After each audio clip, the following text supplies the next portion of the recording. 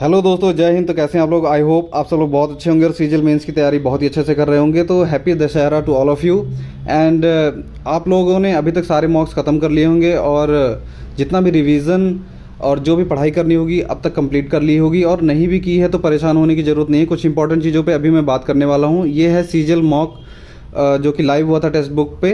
कल मैंने ये मॉक दिया था, आज मैंने ना कोई मॉक दिया है ना मैं कल कोई मॉक देने वाला हूँ, क्योंकि अभी रिलैक्स करने का समय है। जो भी आपने अभी तक पढ़ा है सिर्फ गो थ्रू हो जाइए एक एक बार सब कुछ, है ना। कुछ इंपॉर्टेंट चीज़ों पे बात करेंगे। पहले देख लेते हैं मार्क्स कितने हैं इसमें। तो लास्ट ये मॉक है मेरा, है ना, जो कि कल मैंने दिया था ये टेक्स्ट बुक पर। आप लोगों ने भी दिया होगा। अगर आप लोगों ने भी दिया तो मुझे बताना कि आपके कितने मार्क्स स्कोर किए आपने। सेक्शन 1 में है 170, सेक्शन 2 में है 143, है ना, थोड़े कम है सेक्शन 2 में। कंप्यूटर में है 35 नंबर। और अगर आप देखोगे कि एवरेज बच्चों ने कितना स्कोर किया है तो 258.79, मतलब 259 लगभग, है ना। तो ये बच्चों ने स्कोर किया है और मेरे 313 और टॉपर के हैं 371, राइट।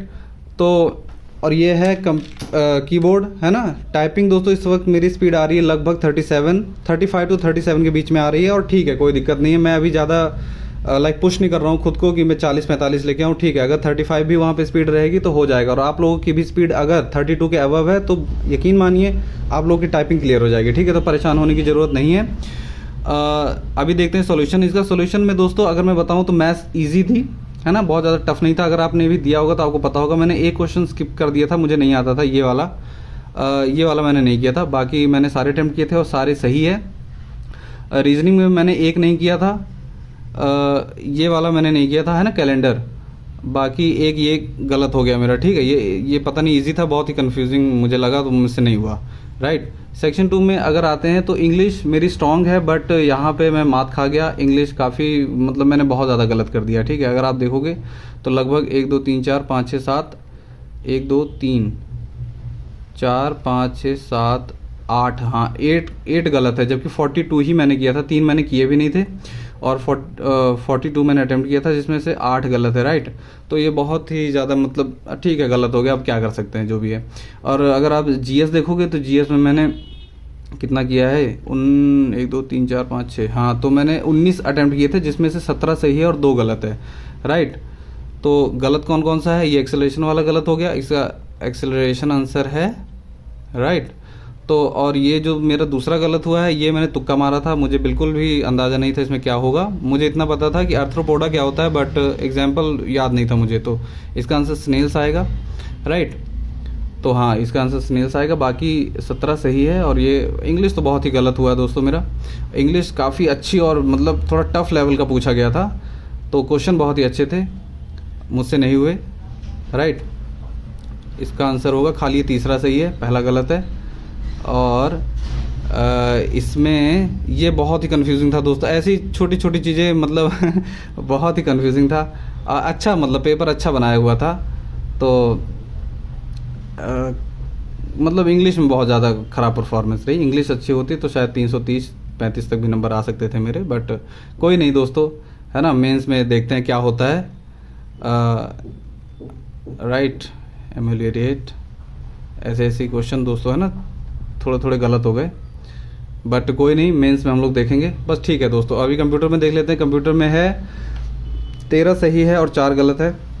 कंप्यूटर दोस्तों अभी मैं बात करता हूँ कि क्या करना चाहिए इस वक्त। अगर आपने कोई नई चीज़ नहीं पढ़नी है, कोई नई बुक, नया सोर्स, नया टीचर, नए कॉन्सेप्ट, कुछ नहीं, आपको एंजाइटी के अलावा कुछ नहीं मिलने वाला है। और ज़रूरी नहीं कि वो पेपर में भी आपके आ जाए, ठीक है। तो जो आपने जहाँ से भी, जो भी बुक आपने अभी तक जो भी पढ़ाई करी है, सिर्फ उसी बुक को फॉलो कीजिए।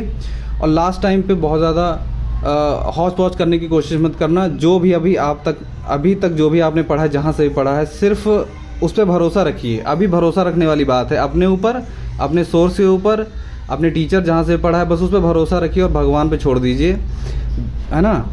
कोई टारगेट मत लेके चलिए कि 320 330 लेके आना है। कोई टारगेट रखने की ज़रूरत नहीं है। पेपर के ऊपर डिपेंड करेगा। पेपर ज़्यादा टफ आएगा तो, है ना, कम भी कट ऑफ जा सकती है। इजी आएगा तो थोड़ा ज़्यादा जाएगी, बस इतना 15-20 नंबर का फ़र्क होगा, उससे ज़्यादा कुछ नहीं।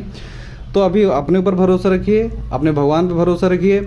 जो भी तैयारी की है उस पर भरोसा रखना है। मैं भी यही कर रहा हूँ दोस्तों, इसीलिए मैं सेम आप चीज़ों को भी फॉलो करने को बोल रहा हूँ। कुछ उल्टा सीधा मत खा लेना आज दशहरे के पर्व पर, ठीक है।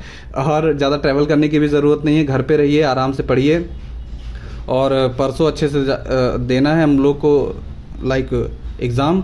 एंड मैं सबसे अच्छी बात इस बार ये हुई है कि एक ही शिफ्ट में होगा, तो नॉर्मलाइजेशन का भी कोई चिंता करने की ज़रूरत नहीं है। एक ही शिफ्ट में एक ही पेपर होना है दोस्तों, सबके क्वेश्चन सेम रहेंगे, सब कुछ सेम रहेगा सबका। तो जो भी रिज़ल्ट आएगा सबका एक ही दिन में सबको पता लग जाएगा, राइट।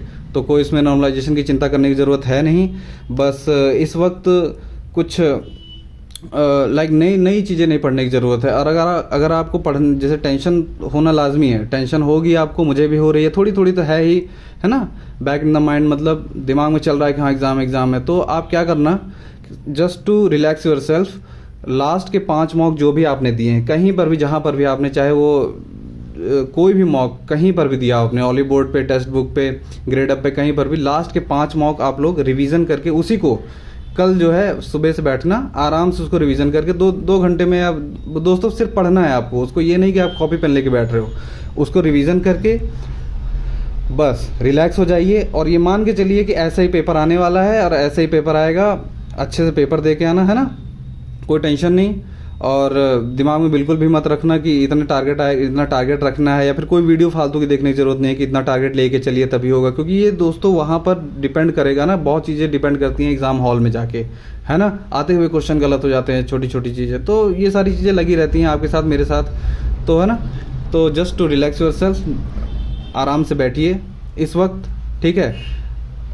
2 फोटो, एडमिट कार्ड, ठीक है, अपना आधार कार्ड, पैन कार्ड, जो भी आप ले जाना चाह रहे हो वो चीज़ लेके जाइए अपने साथ। पेन नहीं ले जाने की ज़रूरत है, पेन वहीं पे मिलता है, ठीक है। और टाइपिंग कर लेना कल, है ना, कल 4-5 बार टाइपिंग कर लेना आराम से, कोई दिक्कत नहीं है।